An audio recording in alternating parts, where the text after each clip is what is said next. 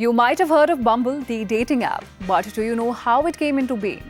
Well, filmmaker Rachel Lee Goldenberg explores the story of Whitney Wolfe Herd, the woman behind the popular app, in her new film Swiped. And in an interview with WION Samarpita Das, the director talks about the ups and downs of her journey.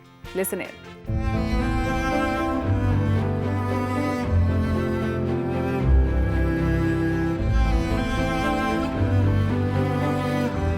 So when I learned about Whitney's story, it was shocking to me that I didn't know this story before, that the same woman who helped create Tinder had also created Bumble and had gone through all of this trauma and sort of come out the other side, wanting to change culture.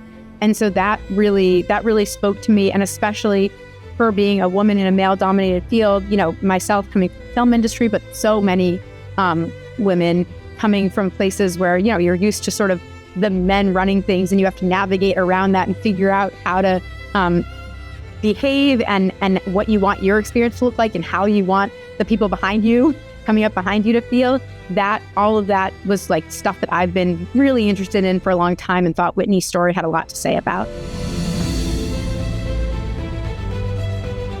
I think for me, actually, what the film is looking at is sort of how we treat each other in general, both at work and dating and life in general. And I think, that if we can create a culture where it's just more equitable and people are sort of considering each other's experiences and questioning some of these sort of old-fashioned feelings about, things being male-dominated or the current culture, that would be great, I think.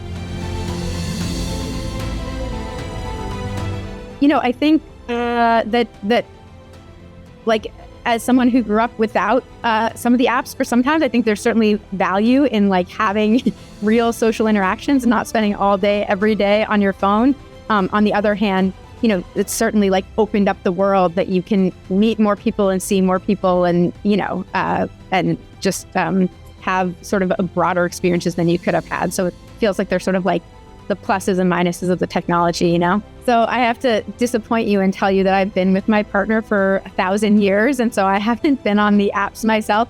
Although I did use Bumble for Friends just to check it out when I was on vacation at one point. And I think someone just having sort of like a friendly, open smile where they're not trying to impress anyone too much was maybe the thing that got me the most likely to swipe.